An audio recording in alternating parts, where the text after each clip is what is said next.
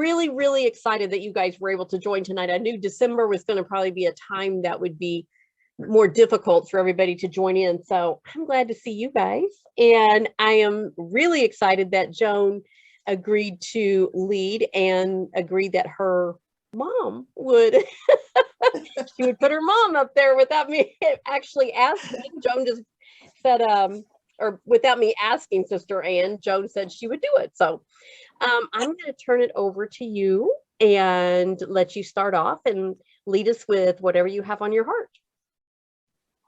Well, we're going to do a team effort, and it's just us, and we're just going to be down to earth and not too formal, but hope to get to say something that will be a blessing. I'm going to let Joan start it, and then I'll come in with her. Okay. Well, it's such an honor to be here, and we are in Hope Sound, Florida. We're in kind of a cold snap. It's 75 degrees today. Oh. I know you guys can all feel sorry for us. I have a sweatshirt on. Mom's got a shawl and a hat. So this is Christmas, but we're not dreaming of a white Christmas. So we're not hoping to get that cold. But Christmas, you think of children. And Jesus thought an awful lot about children. He taught in stories that were easily understandable to us and children, and told us very clearly that if we were going to inherit the kingdom of heaven, we would have to become as little children. And sometimes it's hard to wrap our grown-up intellects around becoming a child. But I think that really just means getting rid of some of the clutter and simplifying our minds and our thought processes until we can understand the profound truths. You know, that's a paradox, but our grown-up intellects kind of shroud the profound truths, especially the ones that Jesus taught. But Mother has a talk that she's given several times around Christmas time, and it talks about toys and the lessons that we learn from toys and children's literature. So, Mom? Well, I want to start off. I was thinking about a song that we've all sung a lot, but it's been so meaningful in these particular times that we're living in. Time is filled with swift transition. Not of earth unmoved shall stand. Build your hopes on things eternal and hold to God's unchanging hand. And I know if this was going to be a sermon, they'd say, now I'll first read the text, but I will say that I will just read a few words from 1 Corinthians 11, verse 13. And now abide faith, hope, and love. But the greatest of these is love. And I don't know, Janice, you may have heard this speech. I think I may have given it at BMI, maybe at a Christmas banquet about 56 years ago.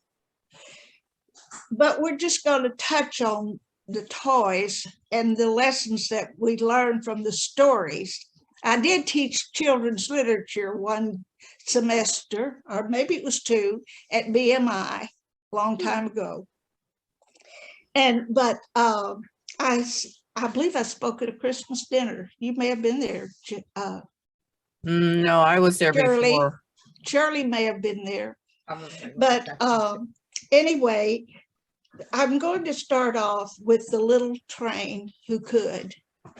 Now, this story was first written in 1930, 3 years before I was born. I was born in 1933.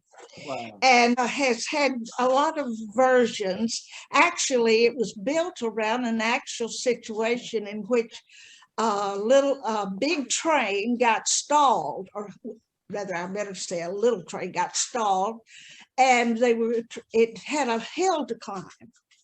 And so the story is built around kind of like the prodigal son, when the man was in the ditch and needed help, the people you thought would help him and could help him passed by on the other side. And the most unlikely person in the world was a Samaritan. That that was not good news, but he's the one who took pity on the men, and you've heard, the story. Well, this follows the little train. The big train tried to flag down some other train. Now, if I get a little jumbled up, Joan tells me not to tell it, but since I had that stroke, I do get kind of, see. But anyway, I better back up just a little bit. It's an actual story about a big train that was looking for help for a little train that was just a switch engine, just a little switch engine. And it was so in the story that a train is full of toys and it gets stalled, and up ahead is a hill. And the big one tried to get people, the big trains to help it. A passenger train came by and he said, "No, I don't fool with this. I have luxury coaches and I don't fool with stuff like this." And he went away. And then another train came by and said, "Well, I haul big stuff. I haul logs and all of this." No, he said, "I can't stop mess around with this." And so several just fooled around. Well, all of a sudden, a little blue train that was just a switch train was looked at the problem. And he said, "I think I can help." And by the way, in research the other day, I found out of all the stories since 1930, the big trains were all males, but the little blue train was a girl. So girls. Anyway, this little train said, "I think I can help." So he hooked on to the stall train that was full of toys for children, and the children needed these toys for Christmas. And so they hooked it on, and the little train started saying, "I think I can, I think I can." And then as it started up the grade, "I think I can, I think I can," until they reached the peak. And then he said, "I knew I could. I knew I could. I knew I could." The little girl hauled up the load in there. Sometimes you're asked to do a job that's too big, that really is too big for you, but there's nobody else to do it. Mm-hmm. Debbie? Mm-hmm. Daniel, all of you. And so I think the main thing that we're talking about there is perseverance. Just sticking with it till you get the job done. And for 2 Peter verse 3, chapter 3, verse 17 says, "Beloved, beware lest you fall from your own steadfast and be led away with the error of wickedness." And Joan, tell a little bit about, we've been studying the book of Jude in our Bible study. And that one verse, now here we go. No, stand firm. No. We're both in a mess. Well, we have been studying the book of Jude. And it's very interesting because in the book of Jude, they were dealing with the same heresy that we're dealing with today, just dressed up in a different name. Gnosticism and progressive Christianity was pretty much the same thing. And if you want a good answer to progressive Christianity, there's a book called Another Gospel. And I believe her name is Alicia Sanders. And it lays it out and how to stand against it and how to be prepared to refute it. Well, tell how it is prevalent today and it's happening. And Progressive Christianity is that it just turns all the truths upside down. The Bible is not, it's just basically a history book that is full of errors, but we have been very blessed to progress further. So all of the principles of the scriptures were good for those people, but we've evolved and we're better. I have a friend whose daughter is a pastor in a progressive church, and she said on her Facebook, in my theology, Jesus did not die for my sin. His death was a sin. So it takes everything that is right and true and turns it upside down in the name of truth. So it's a very insidious heresy. But early on in my own Christian walk, I loved the book of Jude, one chapter tall. And that verse, I've got it now. Earnestly contend for the faith that was once delivered to the saints. And in the original, that verb contend carries the same connotation that the gladiators went to the arena with, and they were instructed, contend for your life. Mm-hmm. And our faith is being attacked as never before. And we're living in the post-Christian age. And now, Lewis was telling me the other day, we're living in the post-Christian age. Post-truth. The post-truth age. Oh, that's right. I'm sorry. The post-truth age. Mm-hmm. And if you want a good Bible study, Jackie Hill Perry was the young lady who wrote this Bible study, and it was phenomenal. It really was 7 weeks. What? What's the last name? Jackie Hill Perry. Perry. Perry. Okay. Excellent study. It really is. And it is on the book of Jude? From the book of Jude. Mm-hmm. And about the third verse down there is that verse that, and I would just cry out to the Lord in my early Christian life. I'd use that verse, but I contend for the faith that was once delivered to the saints. And that's what Jude, he came right in on his book. He didn't intend to. He wanted to talk about salvation and gloriousness. Yeah, but he said, oh, there's some people crept in unawares, and they're corrupting you. And they're eating the Lord's Supper with you. Anyway, persevere. I want to leave that one word with you. Persevere. The little train said, I'm going to persevere and get up this hill and get these toys to the kids. And so then the next one that I told about way back there and still telling about it on Christmas is Burr Rabbit and the Tar Baby, but I won't dwell on it because you may have a hard time finding that in a library.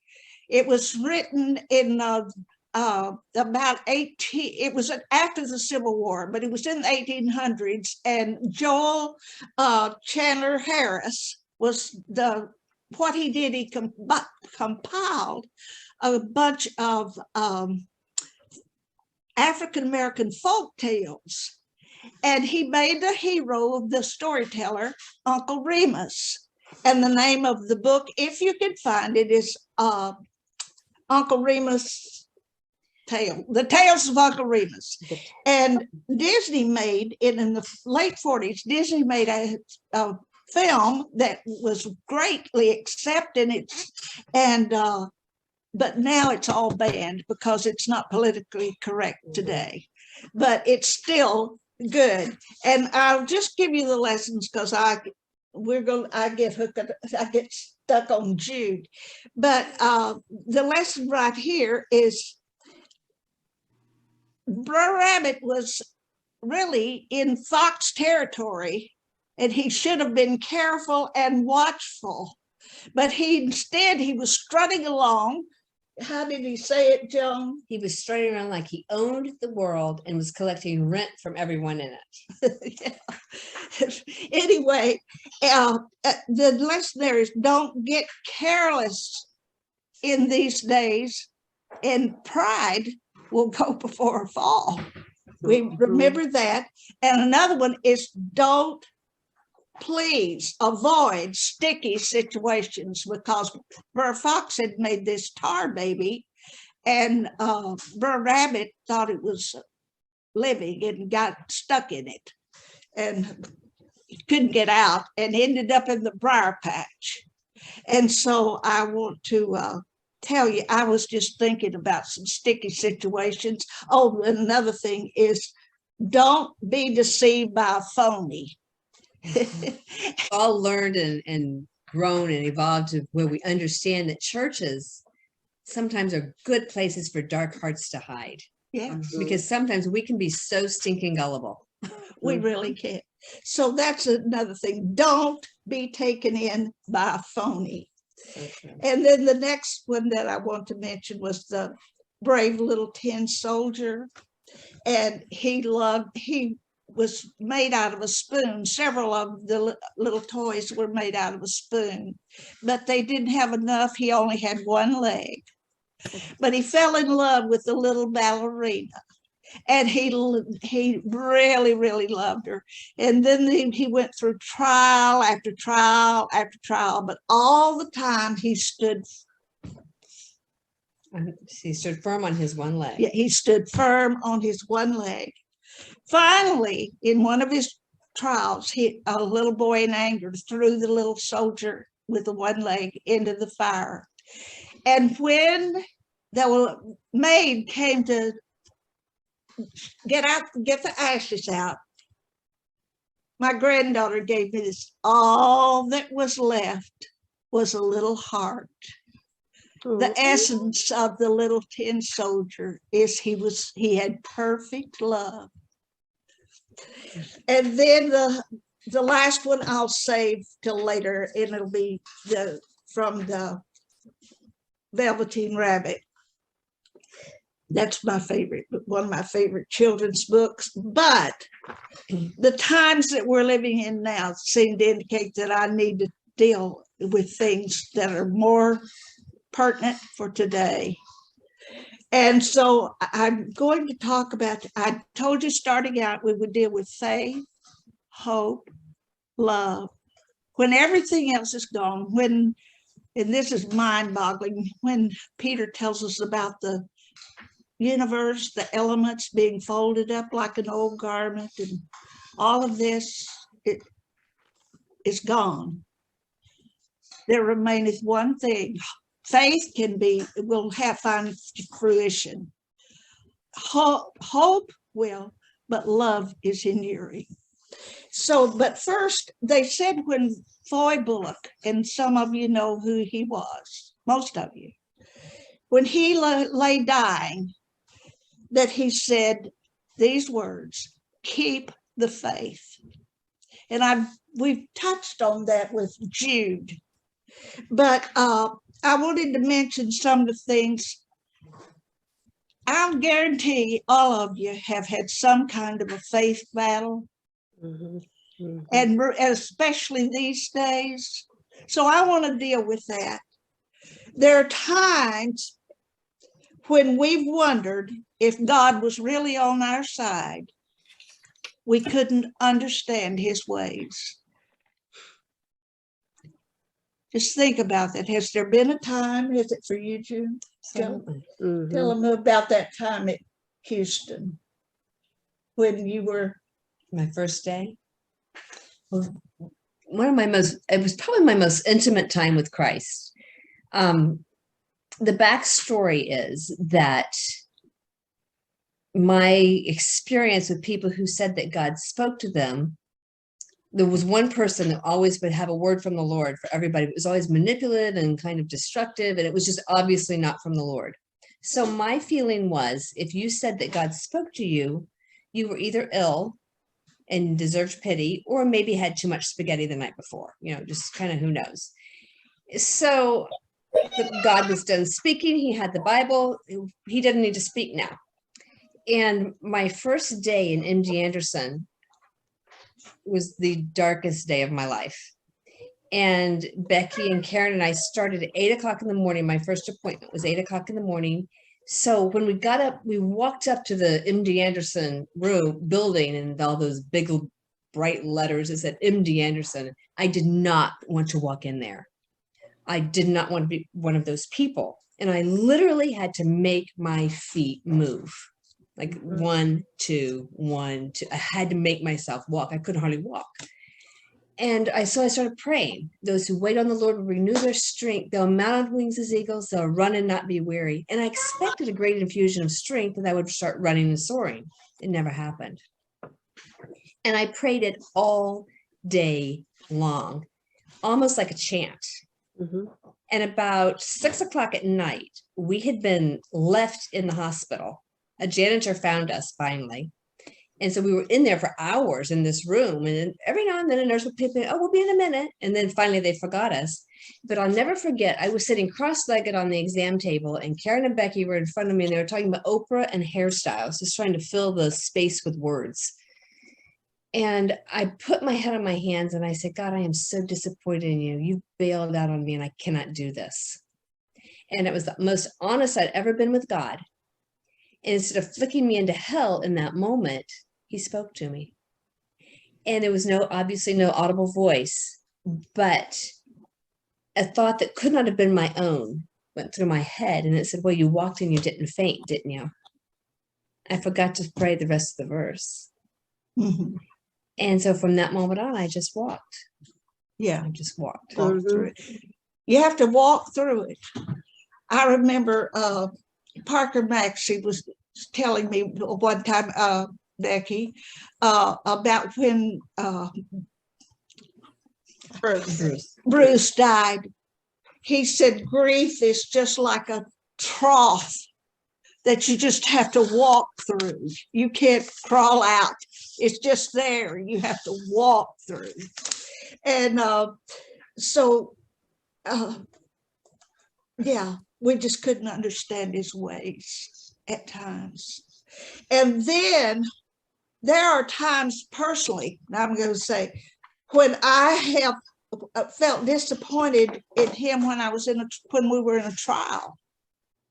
We were being tried. The trial of your faith, is more precious than gold that perishes. When you're in the cauldron and it's bubbling around you, you expect deliverance, but it doesn't always come. So back to the point. But in those times, and they're coming again. It doesn't let up. Satan's going to fight till the last. Anyway, so there are times when we're in the trial that we felt disappointed. Well, Joan just said it under the other point. And then here's another one. There are times when our theological system, and you know what it is, saved, sanctified, glorified. And I'm going to read it because I have to. There are times when our theological system didn't jive with what we were actually experiencing. In other words, I just had a dad. I just did wrong. Mm-hmm. I threw this is a small one, but I threw a hamburger ball at Frank. I was aggravated at him, but you're saved and sanctified. You're not going to throw hamburger balls. Sometimes you do. Right back. But anyway, and I'm going to get back to Brother Maxey. And he said this, and it's been something for me to think about. And then I want you to think about it. Because he said, you can't systematize everything. In other words, put it all in a nice little box. Mm-hmm. And I found out that was so. Because I heard now if you mess up or something, then you've got to start all over again. Mm-hmm. Well, that's not so. Like Brother Tidwell said, good preaching, but it's just not so. You just get down as soon as or as quick as you can, and you and then it may be a little bit of time on forgiveness. Mhm. And you just say, Lord, forgive me. I have failed you, but I sure haven't Turned away. turned away. I'm still trying to get up that mountain. And anyway, yes. Now you all may say, well, that's heresy, Sister Baldwin. But That's real life. that's real life. Now Mhm. then, I'm going to paraphrase Oswald Chambers on this. There's times when the Lord lets us be hurt, and these are capital letters, down to the quick. Did you ever get your fingernail down to the quick? Mhm.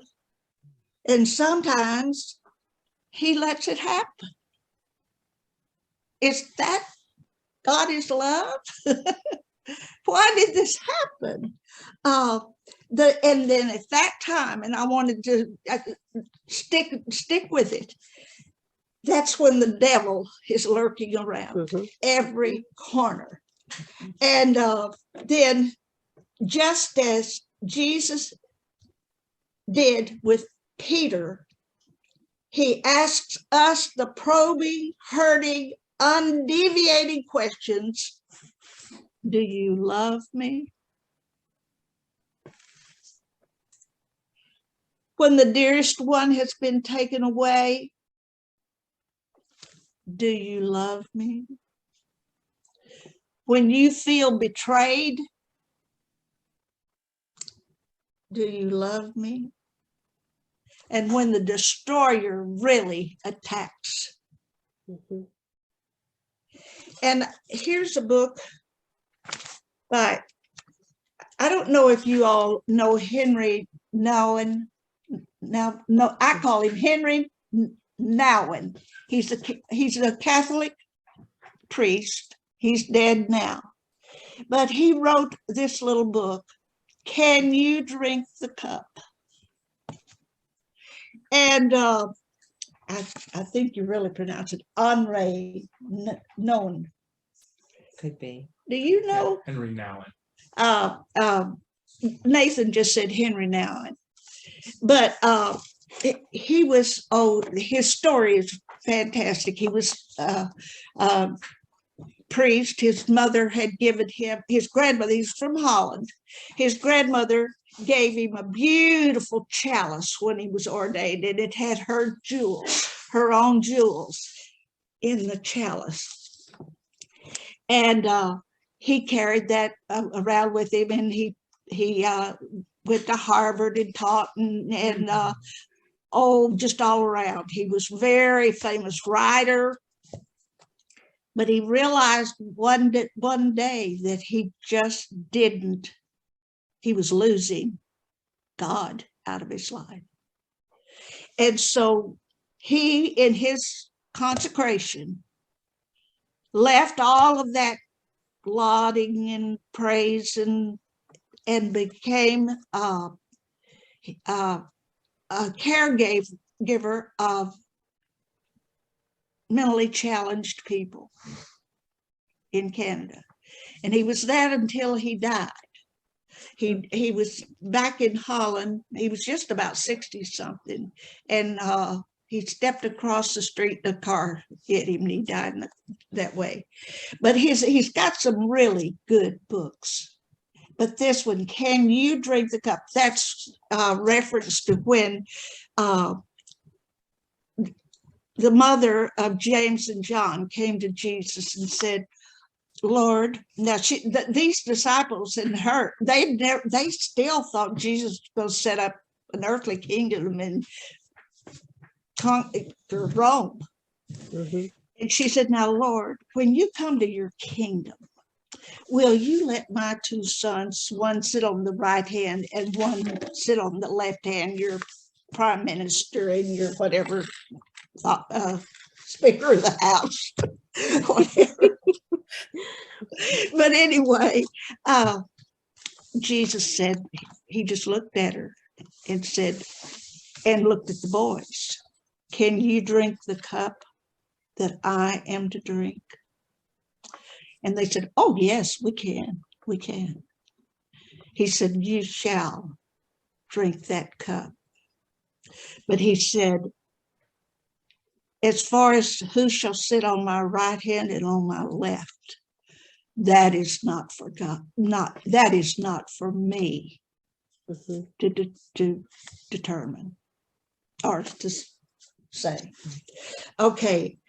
And so but include this thing about keep the faith in God is when if we hang on, persevere, then we realize we do love him more than we even knew that we did. How do you love him? I love him more and more. Can we say that? I love every day grows sweeter, but still now then, the next one is keeping faith in ourselves. I have struggled here. I really have. Faith where we came from, and but faith in ourselves. And C.S. Lewis said this.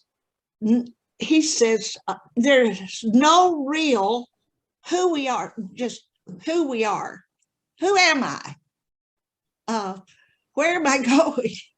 You know, that C.S. Lewis said, there's no real personalities outside of Christ. And this is a direct quote. How monotonously,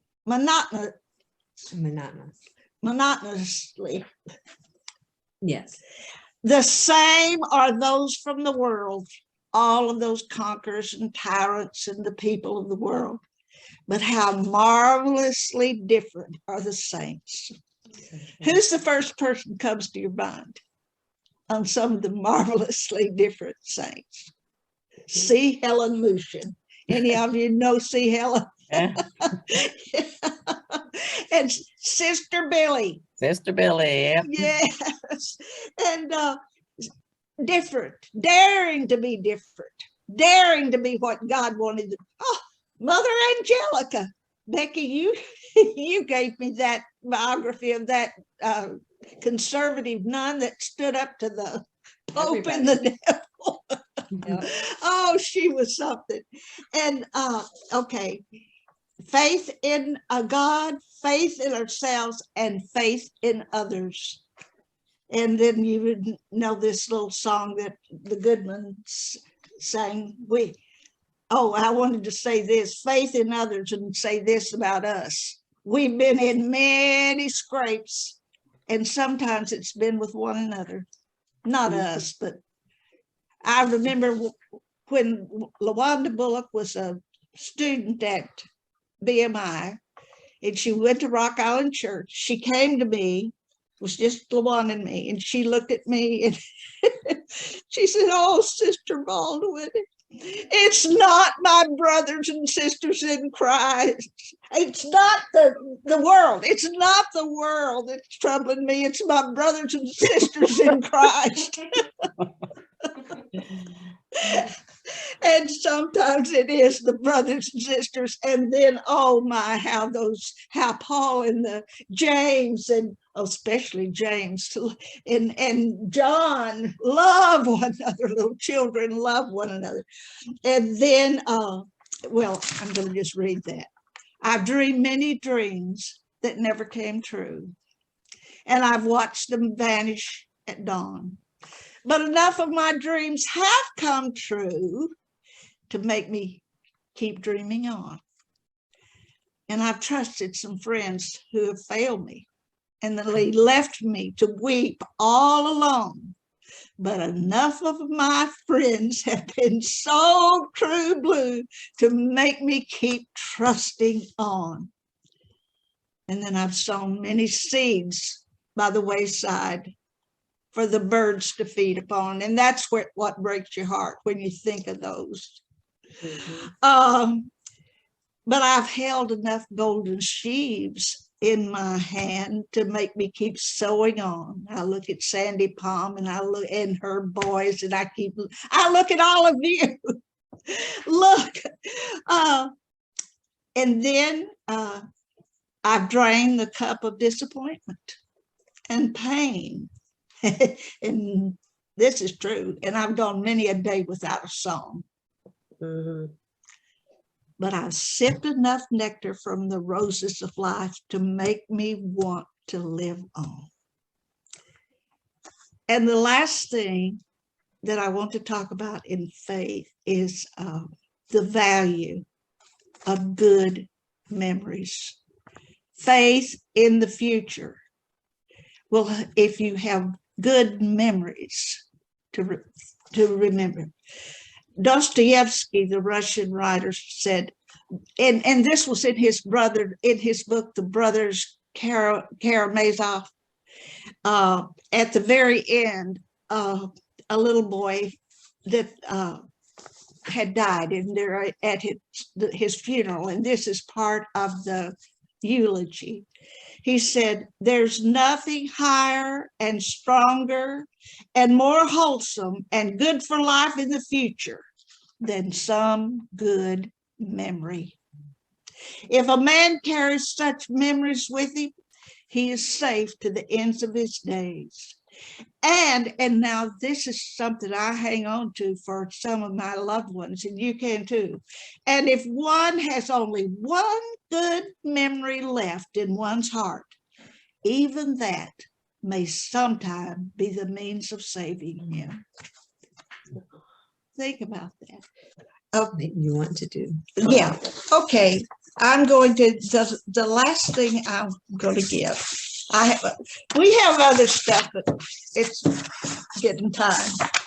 You They can take say- as long as you want. I'm enjoying this. In Ernie Mullins in he's got a book out, Footsteps, and it's really, really good. He wrote it for his boys, and it's the story of his ministry in the walk. And one of the things, and Nathan, you might be interested in this, he said when his ministry in a place he felt was finished, he knew when to leave. Nathan's just made a move, and he and Bethany knew when to leave. God opened the door, but you were already feeling it, weren't you, before? Okay.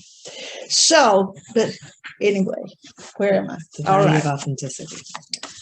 I'm going to close up on being real, authenticity. The skin horse had lived longer in the nursery than any of the others. He was so old that his brown coat was bald in patches and showed the seams underneath, and most of the hairs in his tail had been pulled out to string bead necklaces. Joan, show Lewis's. This is Green Bunny. And Green Bunny Oh my goodness. he's very, very real.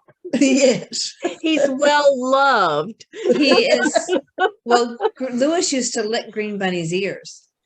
And so before he was, all this happened before he was 3. And I would wash Green Bunny and bleach Green Bunny and try to keep Green Bunny sanitary. And finally I was like, if I wash him one more time, he's falling apart. I mean, obviously he's sewn and all this. And I knew that I couldn't allow my toddler to lick Green Bunny one more time. So Green Bunny had to disappear to the top of the closet for quite some time. But now he has a place of honor on our shelf in our family room. Okay. All right. Anyway, Skin Horse was wise, for he had seen a long succession of mechanical toys arrive to boast and swagger, and by and by break down their mainsprings and pass away. And he knew that they were only toys and would never turn into anything else. The little rabbit asked the Skin Horse, "What is real?" And they were lying side by side in the nursery before Nana came to tidy the room. Does it mean having things that buzz inside you and a handle that sticks out? No, said the skin horse. Real isn't how you're made. It's a thing that happens to you. When a child loves you for a long, long time, not just to play with, but really loves you, you become real. Does it hurt? Asked the rabbit. Sometimes, said the skin horse, for he was always truthful. But when you're real, you don't mind being hurt. Well, does it happen all at once, like being wound up, or bit by bit? It doesn't happen all at once, said the skin horse. You become, and it takes a long time. That's why it doesn't always happen. Just a minute. Yeah, I should have put a pen. Remember this when you're dealing with people. And all of us have to deal with people. Being real, it takes a long time. That's why it doesn't often happen to people who break easy, who have sharp edges, or have to be carefully kept. Generally, by the time you're real, most of your hair has been loved off. That's why we've been wearing hats. And your eyes drop out and you get loose in the joints and very shabby. But these things don't matter at all, because once you are real, you can't be ugly except to people who do not understand. I suppose you are real, said the rabbit. The boy's uncle made me real, he said. That was a great many years ago. But once you're real, you can't become unreal again. It lasts for always.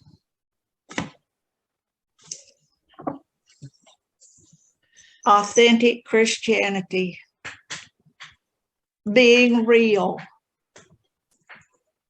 Actually, let's see, the book of James, the main thing it says is live the life.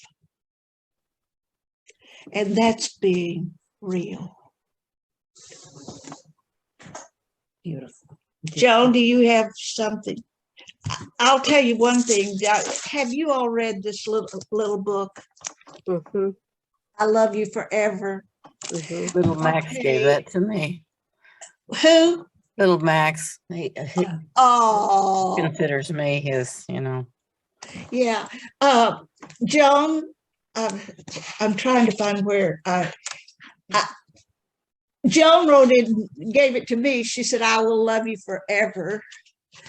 And then I gave it to her when you were, I gave the Velveteen Rabbit to her birthday. on her 17th birthday. But I told her, I said, it's getting pretty shabby. It's getting real. And then I said, we better put that in a plastic. But I love this. And now then, just bear with me. I want to finish it because that'll be a good conclusion. The mother, if you have read it, all through the boy's life, she would sing a little song to him.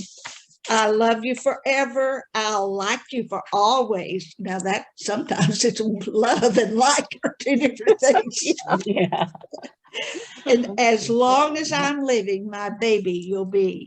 Now then, bear with me on this. Well, that mother, she got older. She got older and older and older.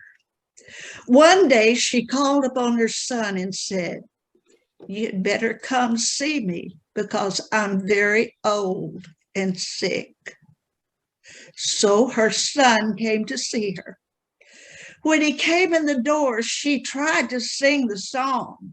She sang, I love you forever. I like you for always.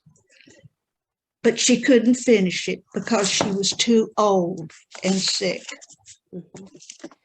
And the son went to his mother. He picked her up and rocked her back and forth, back and forth, back and forth. And he sang this song, I love you forever. I'll like you for always. As long as I'm living, my mommy, you'll be. Mhm. Isn't that sweet? Mhm. Max And wrote in these- mine that I'll always be grandma's boy. Oh, that's Yeah. precious. Do any of you want to comment on anything? Do. Let's finish up by sharing. And Joan and Ann for leading tonight. I really appreciate it.